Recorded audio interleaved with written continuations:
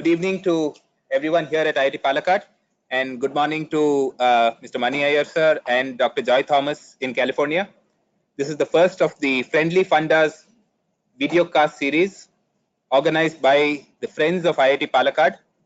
They are a set of eminent alumni of the IIT system who hail from the area around Palakkad, Kerala, and this part of the country, and have taken an initiative to provide our students here with a forum to engage with eminent people from all across the world. So we are very, very thankful for all of you taking this effort. Also thank Professor Sunil Kumar for facilitating this. I'll go on with a formal introduction. Mr. Mani Iyer, he will be moderating the session from California. He is an alumnus of IIT Madras, a BTech in Electrical Engineering, and subsequently did his MS in Computer Science from the University of Wisconsin-Madison. He is a serial entrepreneur, currently the CEO of Quanzu, which is a leading provider of account-based display and retargeting solutions for mid to large B2B enterprises. Quanzu's customers include Infosys, HP, Equinix, Mobile Iron, Absolute Software, and many others. He had previously founded a software business which was acquired by Oracle and was a senior marketing and technology executive at Oracle, CA Ingress, and Microsoft.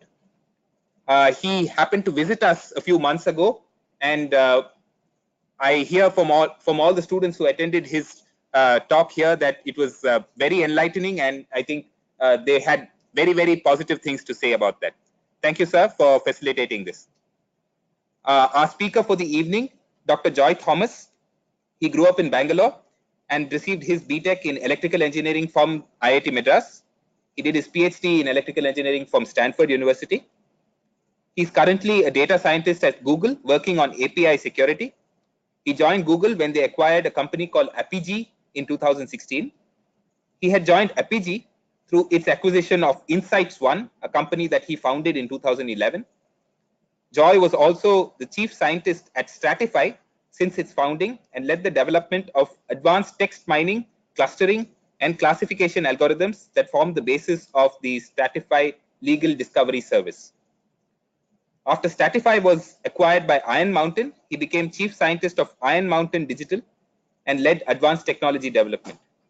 Prior to all of this, Dr. Joy was a research staff member at the IBM TJ Watson Research Center, which is one of the primary and foremost research centers of IBM, where he made contributions to data mining and data compression algorithms.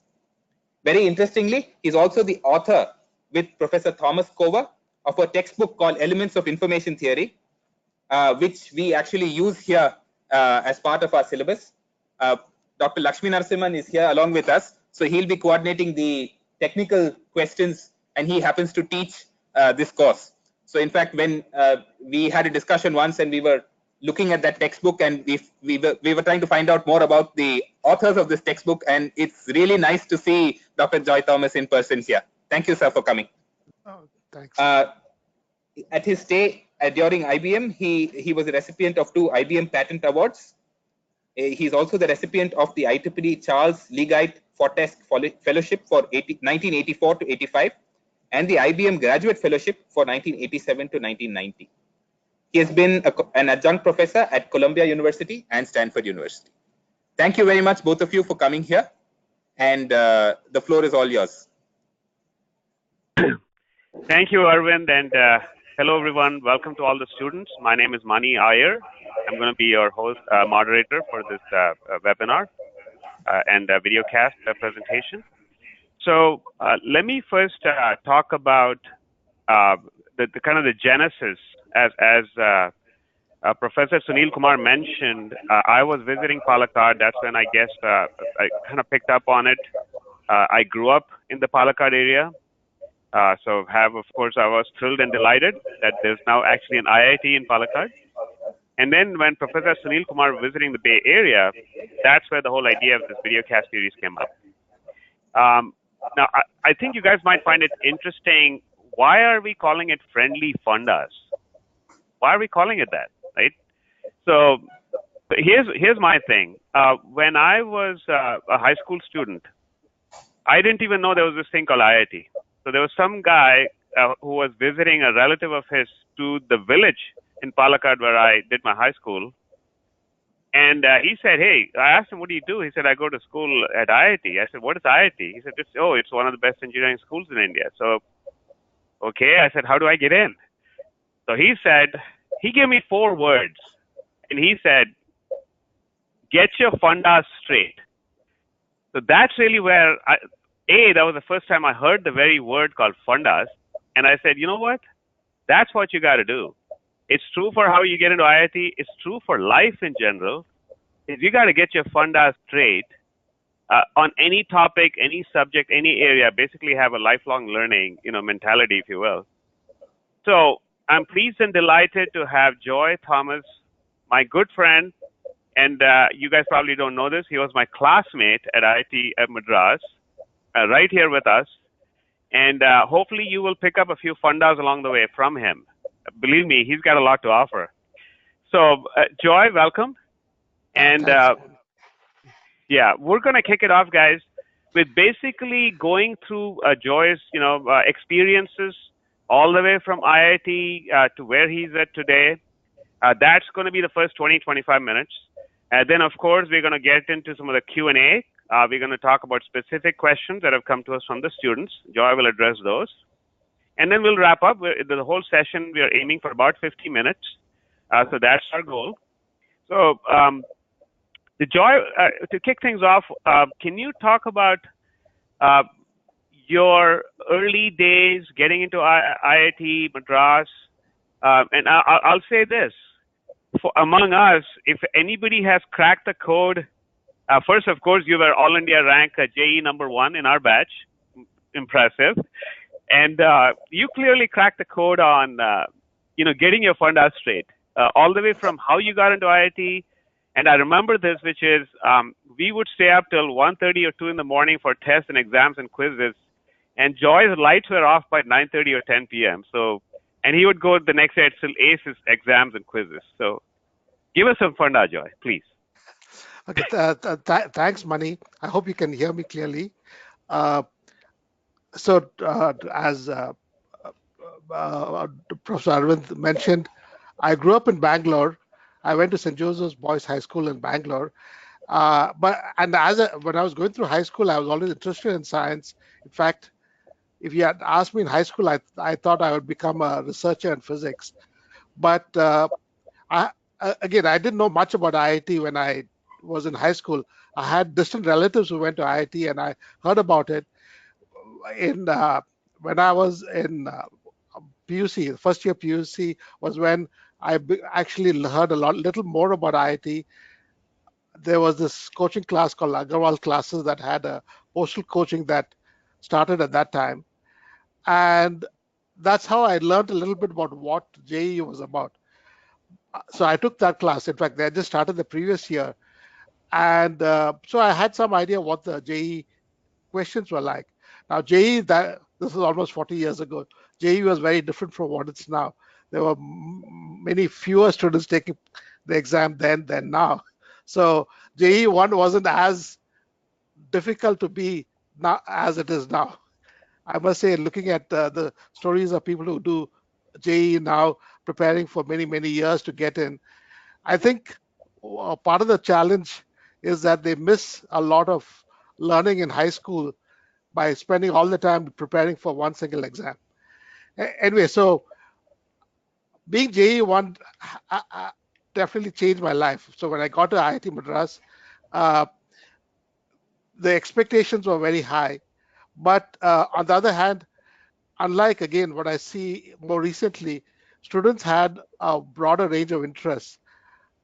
When I was at IIT Madras, one of the things that I was sort of active, I was doing some extracurricular activities. I was sort of the quiz coordinator. I used to take part in quiz contests even before IIT, but I was part of the organizing team of the quizzes at IIT. IIT Madras has this cultural festival called Mardi Gras, and actually one of my fond memories is organizing the quiz at Mardi Gras. Quiz is a big event on one of the nights at Mardi Gras, and one year we organized a high-tech version where people would type the answers simultaneously into computers and show it up on the screen. Now, this was 35 years ago, and computers were much less powerful then than now.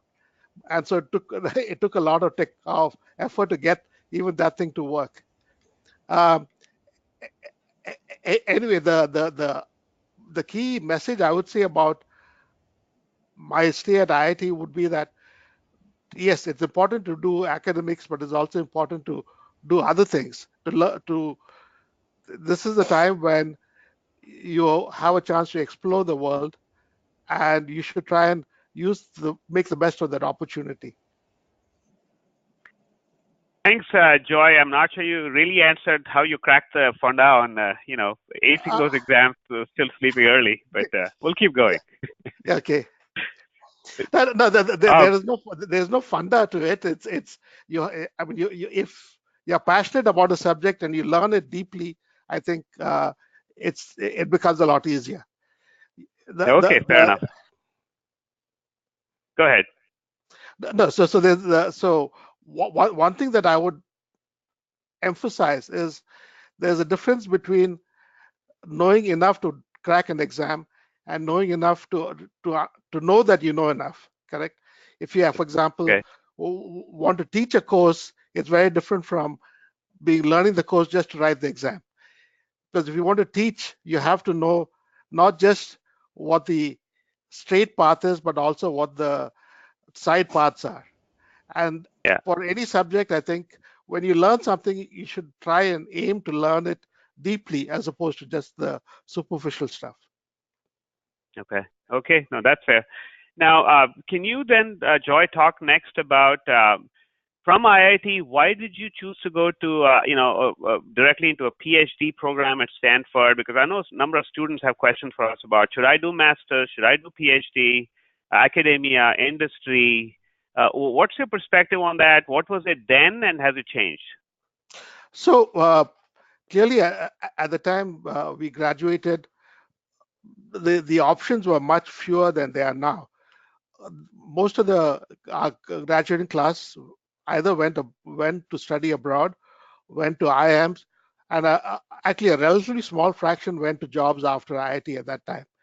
But so I was pretty clear. I wanted to do some kind of research. I was very interested in learning more, and curiously enough, when I was doing my undergrad, I read some of the papers, the original paper on information theory by Claude Shannon, and I was very convinced that that was what I wanted to work on. So I learned more about it, and I knew that Tom Cover, my advisor, was one of the top experts in the field at that time. I actually applied to Stanford, knowing that I would want to work with him. We actually corresponded before I joined Stanford, and in fact, one of the interesting stories Tom told me much later was he had read about Ramanujan. So I hope most of you know who Srinivas Ramanujan is, the mathematician. And there's this very interesting story about how Ramanujan wrote a letter to Professor Hardy in Cambridge, about uh, showing some mathematical results, which finally resulted in Ramanujan going to England. There's a book called The Man Who Saw Infinity and a movie of the same name that describes the story. And it's probably one of the most romantic stories in math. Okay. It's a very interesting thing that at that time, when we were going abroad, there were not too many Indians going to the US. And in fact, I was Tom Cover's first Indian student. And so it was interesting to hear how the faculty looked, because he had this Ramanujan story in mind when he gave me an admission. I see. But things have changed very much now. So one thing I would say is that unlike 30 years, 40 years ago, there are Indian students everywhere. And there's also a lot of people trying to get faculty's attention by writing to them. So And unlike then, I don't think you'll get much of a response now if you write to a faculty member. Particularly if you write an email, faculty get sort of overwhelmed with emails from prospective students, and they typically do not respond. Interesting. So I think that's a very good key insight, Funda, for I guess the students there. Any of you who are considering, applying for graduate school, applying to schools around the world, to the U.S., keep in mind that there's these faculty get bombarded.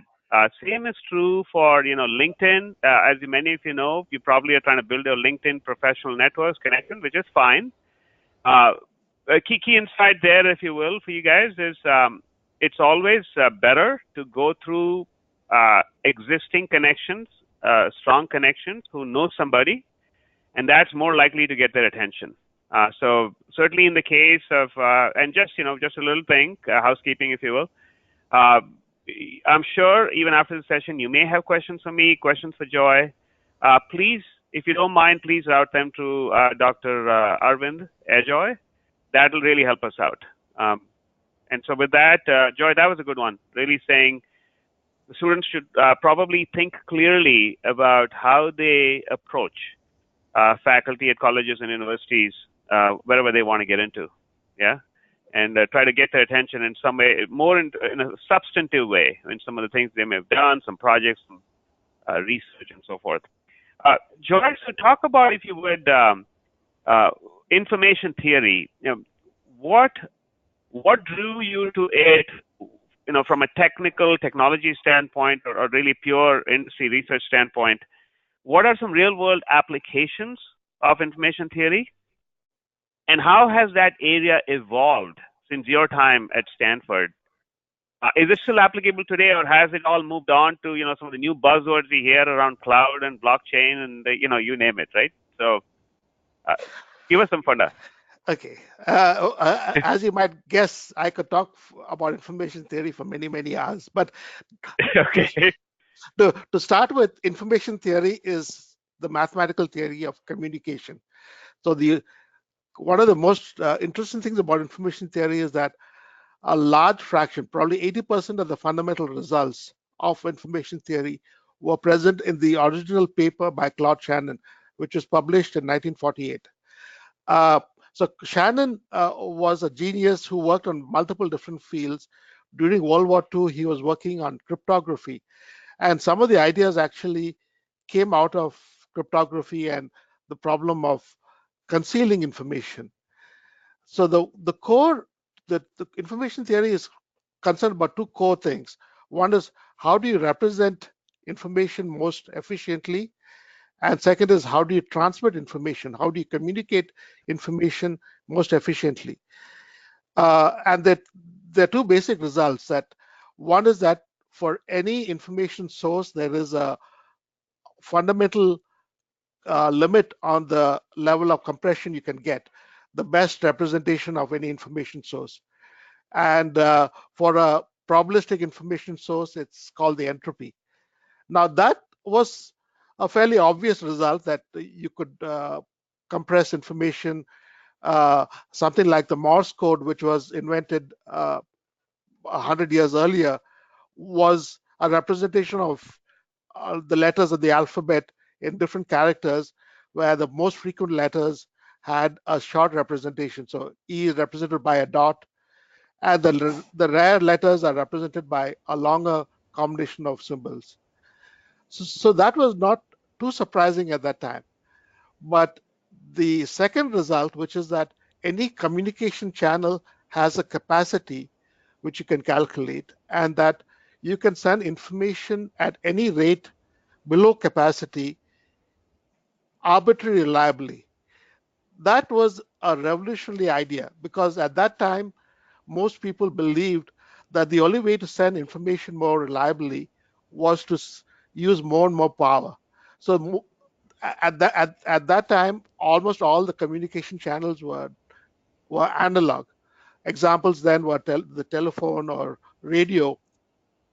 And people knew that if you were far from the radio station, your signal was low, and you hear a lot of noise in the in the music or voice that you were hearing. And people believe that the only way to solve that was to have a higher power radio station or sending more power over the telephone wire. Uh, what Shannon showed is that with any communication channel, there is a capacity. And if you send information below capacity, you can recover the information at the other end absolutely reliably. So the first result of information theory shows that anything can be represented digitally at a certain rate. So you could take music, or you could take voice, or you could take text and represent it as bits. The second result shows that those bits could be sent over a channel reliably. Now, the results that Shannon proved were sort of theoretical, and particularly the second result about the communication capacity. He showed that in theory you could achieve this capacity, but for probably 30, 40 years after the original paper, those ideas could not be implemented because semiconductor technology hadn't developed enough to Yeah. reach those limits. But by the actually in the 60s and 70s, some of these ideas were implemented for things like space communication. But right now, the modern digital age, everything is digital, correct? I don't know whether the audience has ever heard any real analog music, because CDs, uh, even TV, HGTV, and so on, everything is sent digitally, and that is all a result of the ideas from information theory. Wonderful. Okay, thanks, Joy. That was a great explanation of information theory. I didn't know any of this stuff, so I'm glad to learn a little bit here. Um, Now, I know from Stanford, was it your first job out of college was at IBM? Yes. You worked on data mining. Mhm. Yeah. Can you talk about that? After I graduated from Stanford with a PhD, uh, I mean, a PhD typically has two options: either go to academia or to industry. And in industry at that time, at least, there were only a couple of big research labs, Bell Labs and IBM, that were Yeah. hiring PhDs, particularly international students who were PhDs. Uh, but so I chose to go to IBM, uh, or at the TJ Watson Center. I knew some of the people working there. In fact, initially I joined a group called the Speech Recognition Group that had been the pioneers in speech recognition starting in the 70s. And a lot of the ideas of speech recognition were developed in that group. But after some time, I moved to another group that did data mining and systems analysis. And I worked there on various ideas. Actually, for many years, I worked on data compression algorithms that were finally implemented on a chip to compress main memory. So I was at Watson for about 10 years. This was in the 90s. And all through that time, uh, the internet was developing, and there was a lot of activity in Silicon Valley. And while I was on the East Coast, some of my friends from Stanford who were in the Valley had planned to start a company, and they convinced me to come back to the Valley to start Stratify. Wonderful. So yeah, that must have been an interesting change for you, Joy, from a 10 years, kind of a corporate research environment, just jumping right into a startup. What was that like? So definitely working at IBM in the research lab was very different experience. In fact, IBM in the early 90s went through a near-death experience when they almost went bankrupt, and then Lou Gerstner joined as a CEO and decided to keep IBM together and continue to fund research. But in the early 90s, there was a chance that IBM would have died and split up into multiple companies. Uh, by the end of the 90s, IBM was much more stable, but the attraction of being in a startup was that in a big company, it takes a long time for any idea to get into practice. It took Okay. basically about 5 years between the time we had the original data compression idea to the time where that chip was released. Of course, building a chip takes time, but it took 2 or 3 years before the idea was approved to make it into a chip. And the key sort of advantage of a startup was that they could adapt very quickly, change things very quickly. And so what happened at Stratify is we had a bunch of very smart people from Stanford and other universities who came together with the idea of sort of doing something very revolutionary in helping people find information on the internet. So our original idea was that search engines at that time, this was around the time Google started 20 years ago. In fact, today is the 20th anniversary of Google starting. Wow. And but Google had not yet established itself, and search at that time was, we thought, was going to be a commodity. And there were the big search engine then was Alta Vista, but there were 4 or 5 search engines that were all pretty similar. So what Stratify started off as the idea was that instead of search, would be an organization of information on top of search. One of the ways that people looked for information at that time was using Yahoo, which was a directory at that time. It was more of a directory. Correct. People would navigate to the right content. So you'd have a taxonomy of, okay, there was industry, then there was computer science and computer software industry, and then there were different companies, and you'd navigate to the right website as opposed to do a search. What we started off was with the idea that we could automate that process. Yahoo was doing that by using humans to categorize content on the web, and we said we would build text mining technology to automatically classify content on the web. We soon realized that that was a very difficult problem because most websites or web home pages of websites didn't have enough content to classify. So then we focused on a particular kind of website or web pages, which were news stories, where there was enough text to classify, and we built a text classification engine that would classify all news stories on the web. The other technology that we built at Stratify was to profile users, so that the idea was not that the user would go looking, but instead we would try and understand what users wanted and proactively provide them with information. So we had this application that people ran that if you were interested in, say, in the Indian cricket team, it would show you all the content about the Indian cricket team from various sources on the web. So it was somewhat like what Google News is now, but much more personalized to you. And we launched that product about a year into the company.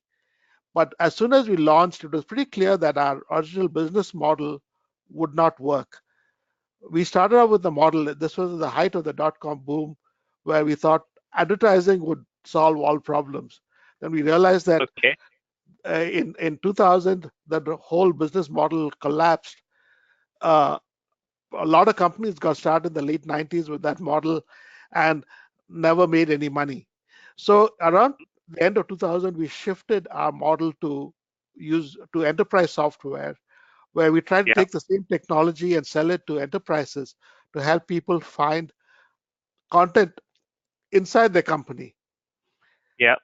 And that was what we did for the next few years. Again, we had some success there, but it was not a very easy sale.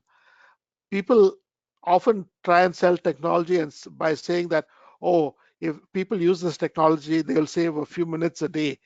And you multiply the few minutes a day by the number of people in the company, and you get a large number and a large cost. Unfortunately, nobody really believes those numbers. So around 2003, we realized that that was not going to go very far, and we came close to shutting down. But then one of our investors suggested, why don't we look at the legal market? And the legal market, lawyers need to process a lot of information when they are involved in a lawsuit. In the US, they have this concept of discovery, where if you have a civil lawsuit, each side has to give the other side all the relevant documents. And the lawyers need to look through all the documents before they give it to the other side.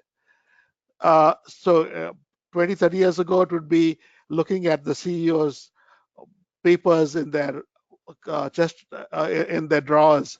But now, when you have email and online documents, the volumes are much larger, and so this became a very difficult problem for the lawyers. Stratify developed technology to make it easier using clustering of text and classification and so on. And the lawyers really appreciated that. So Stratify did well. About in 2007, Stratify got bought by Iron Mountain, and I stayed on till 2011 as chief scientist at Iron Mountain Digital. Okay, wonderful. So, Joy, if I can draw a little bit of insight from what you just said, and hopefully folks in the audience will catch on to this, is, guys, what Joy just said was one of the keys to Stratify succeeding was in finding a very clearly defined market niche, in this case, lawyers, and a problem for those lawyers, which is legal document discovery and information discovery, and retrieving it and organizing it. So if you, anybody in the audience, if you guys are thinking of doing your own startup, again, think about not just the technology, but the problem space where you might apply the technology, the customers, potential customers, the market where you might apply the technology. All of those dimensions have to work out for you in order for the business to succeed. Pretty obvious. And again, what's counterintuitive here is the narrower you go, the better you are. Because, you know, often you think about, hey, the market is huge, I want to go after everybody. Well, guess what? You only have a few people in your company to actually develop the market or get your brand out in front of those prospects and customers. You probably narrow down your focus, and then you'll see success. So, Joy, that was a good one. So let me now move on. And if you can talk about Insights One, which is the next company you co-founded after Iron Mountain. What was that about? And then, and I know that Insights One got acquired by Apigee, and Apigee got eventually acquired by Google. Talk about that part of your journey, and then we're going to turn it over to student Q&A. So after I left Iron Mountain, I joined with a couple of other friends, one of whom was at Stanford with me, to start a company called Insights One. And our core idea was that there was at that time, and even now, big data was a hot term. And there were a lot of technologies that were used by the big internet companies like Google and Yahoo and others that had not gone over to the other smaller companies. So my other two co-founders were from Yahoo, and our core idea was to take some of the ideas of building predictive analytics on Hadoop and build a platform that could be used by regular enterprises, not just internet companies. So we started with that model. We were working with multiple use cases like recommendations and targeting and healthcare, finding customers who are unhappy and so on. About 2 years into the company, Apigee was in the process of going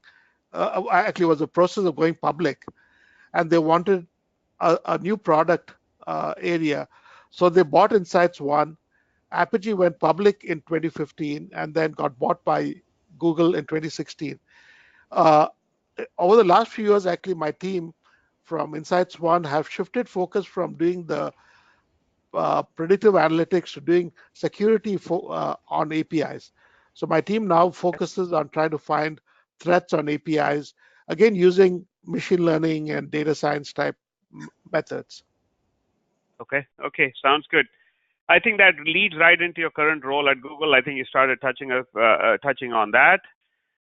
Let's talk about current trends in technology, current areas where a lot of companies are hiring, companies are looking for talent. This should be of interest, I'm sure, to the audience here, and I'm sure the audience is hearing a lot of the buzzwords. Can you kind of peel back the layers for them? Let's talk specifically around data science. What does a day in the life of a data scientist look like? What do you do on your job day to day? That's number one. And number two, can you talk about how data science is different from data analytics or business analytics? And so if we can hit those two, and then of course I'm going to ask you about how can the audience, how can our students get started in this area? Back Okay, to you, Joe. data science is actually, as you probably all have heard, is a very hot term right now, and there are lots of predictions of a big shortage of data scientists. Uh, I think Gartner or somebody said that there'll be a couple of million data scientists needed in a few years, and the actual number of data scientists in the U.S. is the order of tens of thousands. Now, unfortunately, data science is a very ill-defined term. It used to be called data mining, data statistics, uh, and now the hot term is actually shifted from data science to machine learning. But they all refer to a very broadly the notion of using data to derive insights. Uh, now, Mani asked the question of what is the difference between data science and analytics. So the classic approach was to use data to create reports, and there are a variety of tools around that, Tableau and so on, that will create reports out of large volumes of data. Data science, I would say, is more creating insights and predictive, uh, trying to predict things using the data that you have. So Google, for one, clearly is making a lot of advances based on the data they collect. Search is one, but being able to match people with ads that are most relevant to them, uh, suggesting completions on your Gmail, all those technologies are based on machine learning, which is based fundamentally on huge volumes of data. Okay. Now, uh, very few companies have the volume of data like Google or Facebook, but even smaller companies have a lot of data. One of the causes of the hype about data is that, or machine learning, is that companies are by default collecting large volumes of data. Collecting data is no longer expensive as it used to be a decade or two ago. So it's easy to Yeah. collect the data. But the challenge is how do you get value out of it? So a data scientist like me, most of our time is spent trying to understand the data, trying to figure out what is the data saying in terms of what is the normal behavior, what is abnormal, what are anomalies. So, for example, in terms of API security, there's a set of normal users of the API, and what we are trying to find is people or programs that are behaving abnormally, trying to do things that they're Okay. not supposed to. And Uh, there is uh, there are various algorithms that are available to do this, but fundamentally it comes down to understanding the data and figuring out what is normal, what is not. Okay, so what are the building blocks for someone who wants to get into data science? It sounds like, is it statistics? Is it probability? Is it math? I mean, what somebody here in IIT in undergrad, what courses should they be really taking in and you know get it up and down, really get the insight on it to get into data science? So I would say there are sort of two different aspects of it, right? One is there's a set of computer science related tools that you need. The Okay, uh, you should know some languages like R or Python that will help you build and run algorithms. And then there is a understanding of the data that comes from probability and statistics.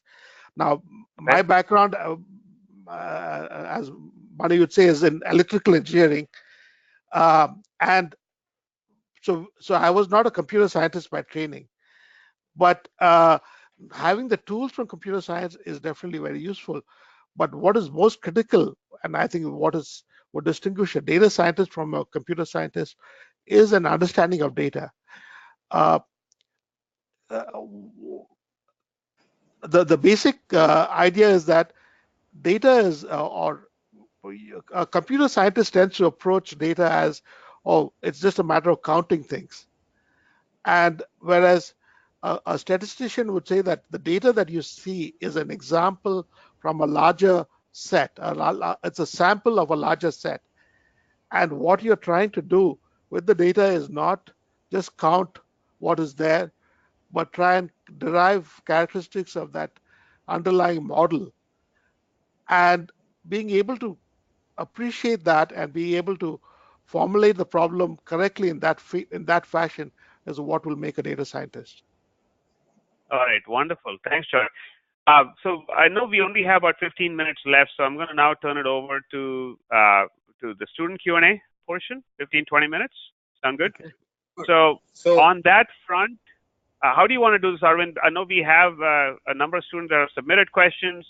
Do we want to do that, or did you want to have live Q&A with some students?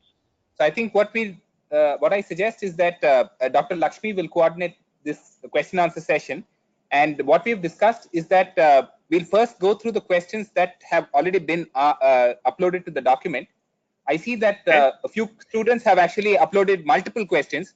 So in the interest of time, what we'll do is that we'll invite each of those students who have already uploaded their questions and their choice to ask their most important question first. And then we can, once we do that, we'll then open the hall for any other questions that anyone might have. And if we still have time, we can go to second level questions that students had already uploaded. Would that work? Sounds good. Absolutely. Okay. Absolutely. And guys, anybody we don't get to today, please be assured that there are more talks coming, more speakers coming. We'll get to your question at the next session. Yes, thank you. So I invite Dr. Lakshmi Narasimhan, who teaches information theory and communication systems here. So thank you. Thanks, Arvind. Thanks, Arvind. Thanks. So, hi. Let me first say that it's an honor to meet the author of the book, which I used to learn and teach information theory. Thank you. Yeah. So let me start away with some students who are interested in asking questions. So first, I would like to call Prabal. He's a computer science student here, and he would like to ask a question. So you can just directly just sit here and just make it as concise as possible. Okay. Hello, sir. My name is Prabal Vashish. So my question is related to machine learning side. So we know that initially there were models related to logic, first order logic, second order logic, and then came the probabilistic graphical models. And today it's more about deep learning. So what do you think, which of these models are best suited for developing advanced algorithms in today's day? And since deep learning is much talked about these days, should we just simply focus on deep learning algorithms and ignore rest other paradigms? Okay, so definitely deep learning is getting a lot of buzz these days, but one of the key challenges with deep learning is that they require a large number of label samples. So it works well for the kind of problems that Google deals with, such as machine translation or labeling images or speech recognition, etc., where you have a large amount of data and a large amount of labeled data for that. But for most enterprise problems or smaller level problems, you don't have that level of data, and deep learning is not clear is the right answer there. There are lots of other algorithms that do well. The other big challenge with deep learning is the fact that people don't fully understand why it works. This was a problem with neural networks earlier, and deep learning is worked very well for a larger class of problems than neural networks earlier, but it's still a mystery why it doesn't work or when it doesn't work. So I would definitely say deep learning is appropriate for a large number of problems, but it's not the only answer. And there are many other algorithms for smaller problems that might be more appropriate. Joy, can you give us some examples other than deep learning? What are these other algorithms? So I mean, they vary from logistic regression, decision trees, support vector machines. There, if you do a course on any of these things, you'll be introduced to a large number of different algorithms. In fact, even at Google, where there's a lot of work on deep learning, most of the actual use of machine learning is with simpler algorithms. The deep learning is used only for the algorithms that or for the problems that have a large amounts of data already. Is there, Joy, any particular reference source or guide that you like for folks who are interested in this whole topic and area around deep learning and all these different algorithms? So there are lots of very useful resources online, including there's the machine learning course on Coursera and so on, which gives you a good introduction to machine learning. I like some more theoretical books on classification algorithms. There's a book by Friedman and a few other authors at Stanford called Data Classification and Decision Trees. That's a useful resource. The thing is that again, one thing that I'd emphasize to the audience at IIT Palakkad is, if you go on the internet, there's a whole variety of resources. One big change from the time I was going to IIT is the fact that on the internet, we didn't have the internet when we were at IIT, and we didn't have, when I came to the US, I had almost no idea what Stanford looked like. We had a one-page description in a book in the library. Now you can actually do a 3D walkthrough of wherever you are in the world. You have a variety of information. In particular, in terms of data science, there's a site called Kaggle, which Google bought about a year ago, which has data science competitions. If you guys are interested in data science, I would highly recommend that you go there and try out some of the examples and competitions they have there. It gives you a good introduction to real world data problems, and you also get some intuition about what it takes to actually get any of these algorithms to work on real data. Real data is very different from what the theory teaches. You have to handle noise and errors and missing data and things like that. And that's the kind of experience that companies would look for. All right, thank you, Prabal. We will now move on to the next student. Thank you. So next would be Prasanna from EE department. All right. Hello, sir. So I'm Prasanna Venkatesan from the Electrical Engineering Department. I'm interested in the applications of electrical engineering in the biomedical industry. I worked with Dr. Nitish Thakur at Johns Hopkins University in a related field. I am keen on pursuing my PhD starting this fall 2019 in a related area to biomedical implants. Electrical engineering application in the biomedical field. So would you suggest me to apply for a PhD program in electrical engineering department or a completely biomedical department? So so what I would suggest is that when you apply, you look at each of the universities and what the faculty are doing, correct? Now, most electrical engineering departments might not have very much in the biomedical field, or they might have very specific things. Like at Stanford, they had some faculty who worked on medical imaging, but I don't know whether they had anybody who worked on implants or any of that stuff. In fact, there were people in the mechanical engineering department who worked more on the implant stuff. So it's hard to say. What I think you need to do is to find faculty who are doing the stuff that you're doing, because as you mentioned, this is sort of interdisciplinary and the faculty could be in either place, and then apply accordingly. So I actually wanted to also do a master's in surgery. Will it be wise to go for a PhD plus master's in surgery? So I actually don't know anything much about a master's in surgery. my impression would be that you'll never be allowed to do anything like a master's in surgery unless you do an undergrad in medicine. But I don't know. So in terms of that, you might be able to get to do some actual medical stuff, but uh, given the way the rules are in the US, it's highly unlikely that you'll be actually allowed to touch human beings without a lot of training on that.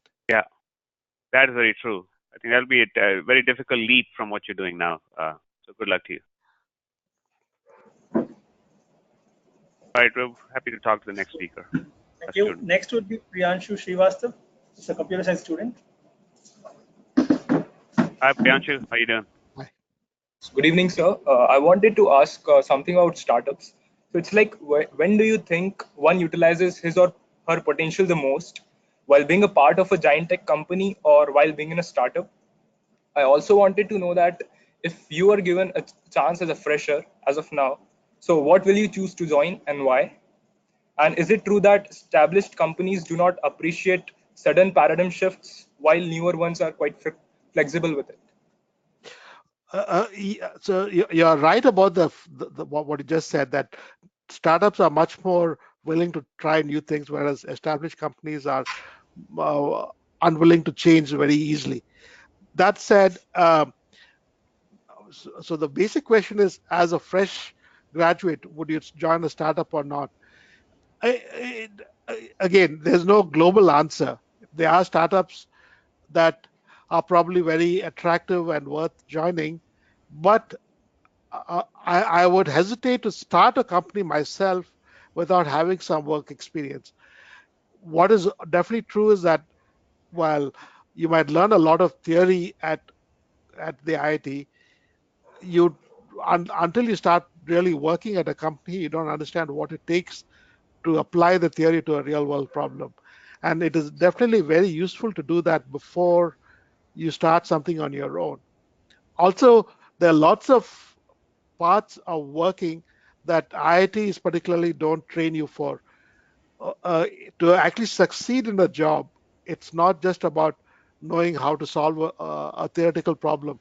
It's about communicating, working well with others. It's about organizing your time, all those things, which again, work experience is very useful. Now, I don't know how many of you get to do internships or summer jobs. That's also a useful way to see how companies actually work, which is probably very different from the image you have sitting at IIT. So, Yeah, so if I thanks. can add a couple of things, so I would say definitely I would echo what Joy said. For most people, when you're fresh out of college, I think that initial few years of work experience is tremendously valuable before you join a startup, because a startup by definition is a much more risky affair, right? Because you want to not put too much financial risk and burden on yourself and your family, and B, if you time it right, you've actually developed a lot of skills beyond what you're learning at IIT, which is academic, kind of theoretical skills, real practical workplace skills, and you become really good at some functional area. For a startup to succeed, a startup, I think of it as a very simple way, two things, right? They know how to build something that's valuable to the market, and then they know how to sell it into that market and then acquire customers. So let's say you're coming at IIT and you're coming from a technical background, you need to be a great builder of stuff, something that the company is going to take to market, and you need to be super valuable for that startup in that area. When you're a fresh engineer, chances are you're still learning, right? You're still growing. So you're better off working in a larger organization and learn and hone your craft some more, and then you might be ready for a startup in a few years. Sound good? That certainly would be my recommendation. In terms of can you join not a public company, but maybe an earlier stage company? The answer is yes. There are later stage startups that might be a good place for you to go jump in as an entry level engineer. But typically those would be companies, they probably have already scaled to several hundred employees. They're not in the thousands of employees like a Google or a Facebook, but they may be in the hundreds of employees. Maybe right in India or even in different parts of the US. I hope that helps. Thank you. Thank you. Thank you. Next would be Vinay from EE department. Hello, sir. Hello. Hey, Vinay. Nice meeting you, sir. I want to ask about something related to career, sir. You might have seen many Indian students switch their streams after BTech and they go on pursuing MS in different fields. What is your opinion on switching streams and what one should keep in mind while switching streams? I always wonder how people cope up with entirely new field. Would that take time, or what is your opinion? Basically, is it easy or is it very difficult? So in terms of switching, correct? It again depends on your interest. There was another question I think about switching to computer science. Clearly, computer science is sort of the uh, base of a lot of what people do. In fact, I would guess that in our graduating class, independent from IIT Madras, independent of what they studied as a major at IIT Madras, more than half of them are working in computer science in some form or the other, including me for that matter, even though my undergraduate was in electrical engineering. At the same time, I never did a formal course on computer science. Um, so if you wanted to switch, definitely the time you graduate is a time to switch. I recognize that the way the system is organized at IITs and in India in general, you choose your major when you start based on your rank, etc. And uh, in the US, though, people choose their major while they are doing the undergrad, and they do a lot of switching during the undergrad itself. Now, when you finish your BTech, that is a point where you can switch, but it's not. It's going to be pretty hard to switch, say, from electrical engineering to metallurgy, uh, unless you've done enough coursework in material science while doing electrical engineering. Um, so there will be some options, and depending on your interest, it's worthwhile to switch if you are really interested in the other thing. Uh, Speaking of computer science in particular, yes, it is valuable to some degree to have a formal degree in computer science, but I would not say that's a requirement for doing work in computer science. What I think is most critical is that you pick up the tools. Computer science, the way I use it is a tool. It's not the theory that I'm interested in. It's the tools that I need to get my job done.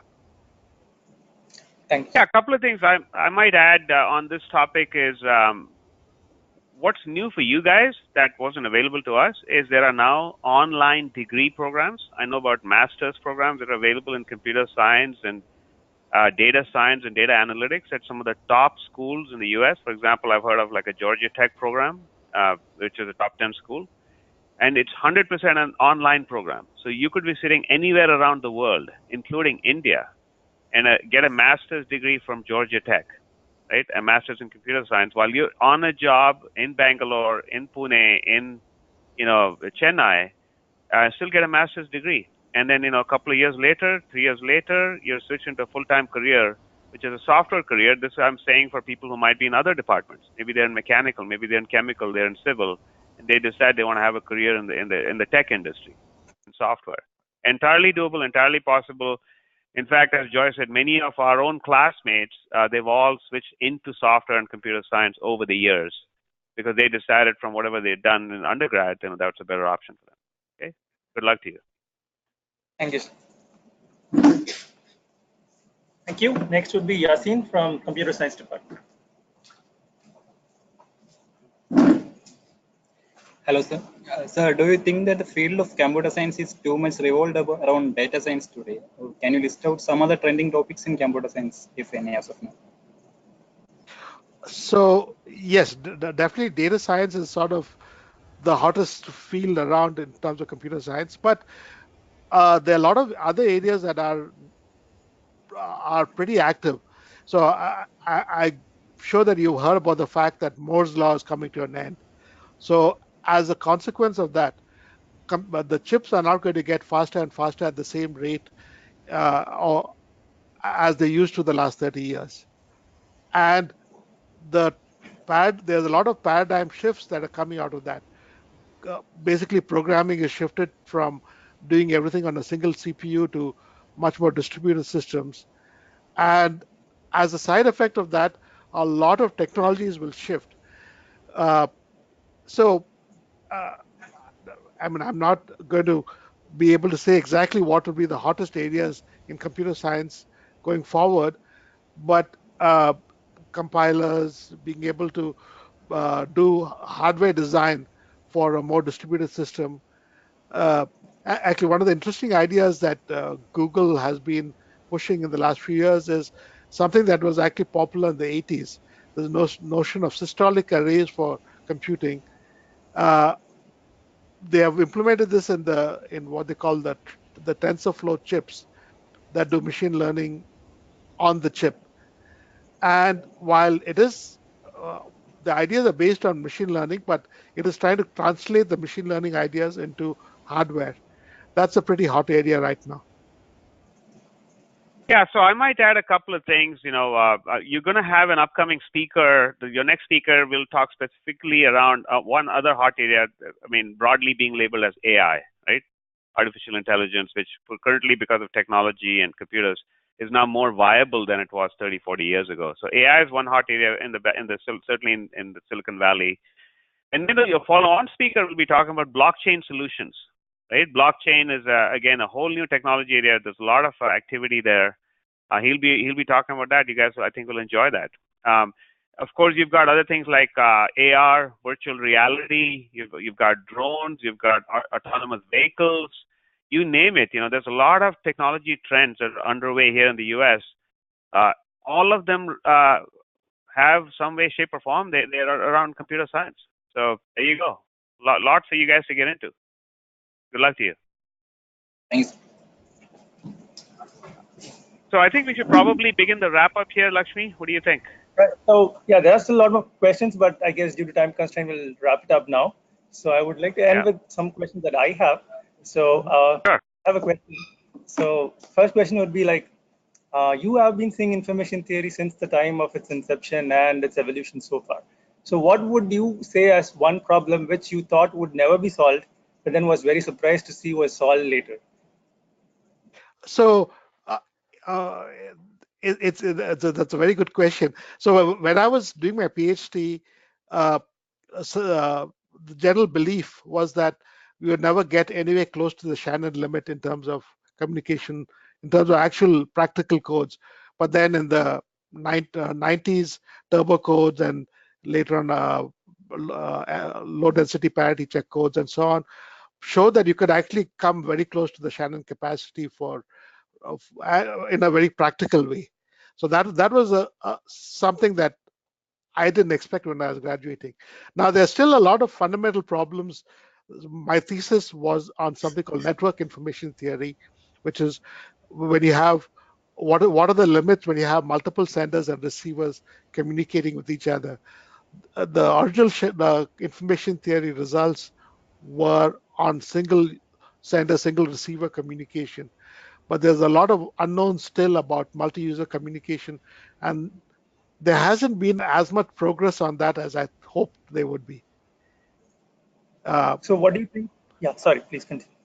So despite that, I think the other, if you ask me what was the positive thing, the thing that I feel information theory has done is the fact that information theory is now considered a critical component because everything is digital, and ideas from information theory have permeated through all of computer science and all of electrical engineering in terms of everything is now thought of at least in those terms, even if they don't use the theory explicitly.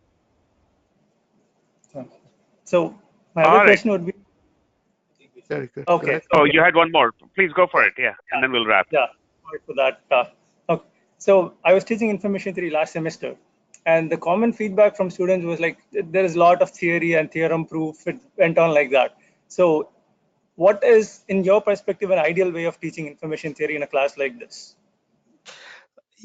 So actually, that's a very good question.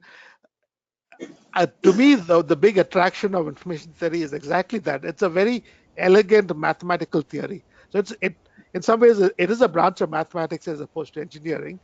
But on the other hand, the challenge is to tie it to real engineering problems, correct, and to try to practical problems like. So when I was teaching information theory, I would try and give examples of how things like the Morse code or things like uh, sending information um, to Mars as examples of how the theory applies to the practical world. So that if you think of it as purely a branch of math, engineers tend to get distracted and not particularly interested.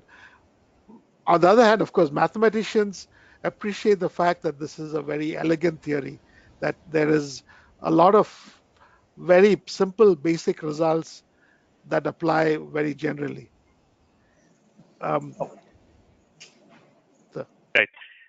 Thank you. Well, uh, thank you, Lakshmi, and thank you, Joy, and I think Arvind is joining us for the wrap up.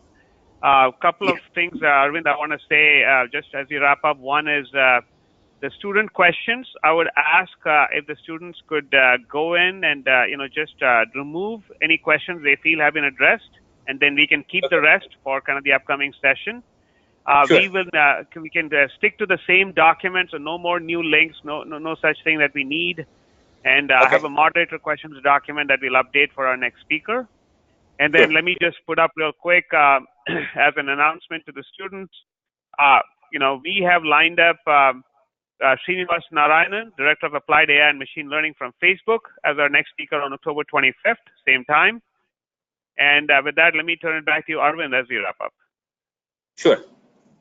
Thank you very much, Mr. Mani Iyer and Dr. Joy Thomas. I think the session was extremely illuminating. Thanks to all the students for attending.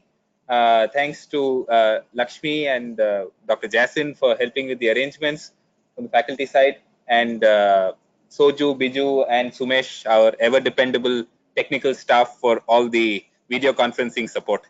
So thank you very much. And the one final note would be the recorded video cast. I'm sure, Arvind, we're going to make it available through a link on the same IIT Palakkad page.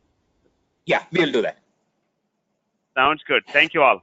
Have a good night. Thank you. Thank you. Thanks a lot. Thanks for joining. Thank you. All right. Thanks, Joy.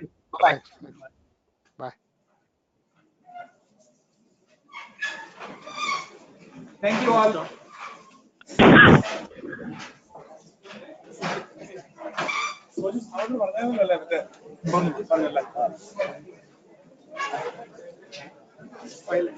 You just close that. Which one? No. Let's not close. They are doing something. Let's not close. Yeah, recording.